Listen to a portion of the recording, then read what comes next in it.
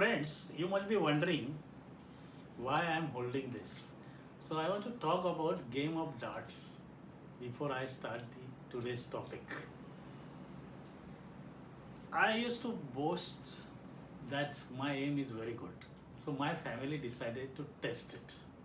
And they said out of these six darts, how many you can hit bullseye? So I said at least 50%, three can go to bullseye. So they said, okay, we'll give you target only 30%. So at least two can hit the bullseye.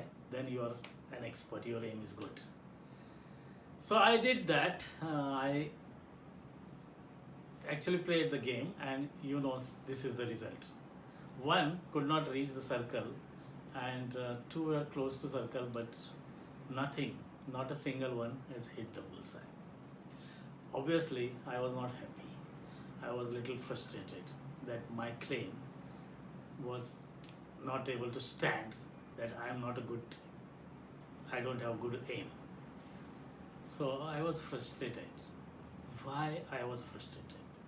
Because I was striving for perfection. If you don't achieve perfection, then there's frustration, and that is what today I want to tell you, how to avoid this stress or frustration while striving for perfection. You will ask me, is perfection bad? So I am saying no, perfection is not bad. It is required, and it is required in many cases like surgery or launching a satellite. But obsession to perfection is bad. Obsession to perfection creates stress. It creates stress in you as well as people surrounding you. In professional life, it creates stress within your team also.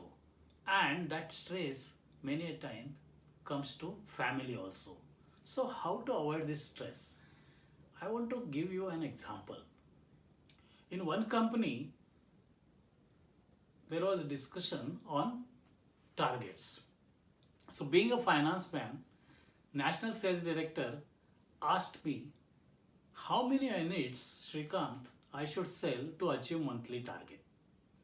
I told him 45,000 units need to be sold in this month so we can get targeted profit. He went back to his team and told them, team, we need to sell 47,000 units. So what happened? At the end of month, the result was somewhere little higher than 45,000. So the target achieved. But for his team, target was not achieved. That's the second part. I want to come to that. But firstly, he achieved his target. And that's the one trick, that you raise your bar little bit and get what you wanted. So the stress or frustration is not there. Now coming back to team, the point number 2, how to handle team when they have not achieved the target. So what National Sales Director did is he called a meeting and he said, we have not achieved target. Please tell me what has happened. And he asked what good has happened and what needs to be improved. We'll improve what needs to be improved, but remember what good has happened, because we should not lose that. And friends, that's very important thing. When we don't achieve our perfection or the thing which we wanted to achieve, we should look at the things which we have already achieved in that. If in my game I got frustrated because I couldn't achieve not a single bullseye, but if you look at carefully, the two darts were very close to bullseye, so that was a good thing. But I was frustrated that one couldn't reach the circle and I have not achieved anything.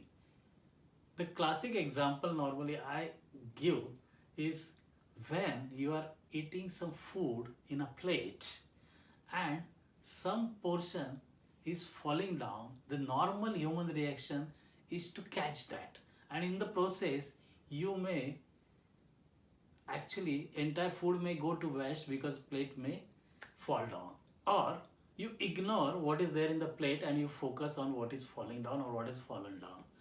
So that is what we should not do. What is there with us, we should focus on that and improve the things. So that is what sales director did that month, and probably that was his practice every month. So friends, focus on what is good and what needs to be improved. Friends, we should try to achieve perfection. There's no doubt. And as I told you, if you don't achieve, you need to do things which will improve further in next attempt. But I want to give you another message. Perfection is required in some things of life, not all the things. I have seen people who try to be perfect in everything and they expect others also to be perfect, and it can strain the relationship. You can be perfect in your professional life, but you don't need to be perfect at home while eating food. You don't want perfect food, or you don't want perfect outfit, or you don't want your children to behave perfectly, because this world is not perfect. And let me tell you, there is a beauty in imperfection. Don't forget the sweet which Bengal has given us, Rasgulla. It was made out of spoiled milk.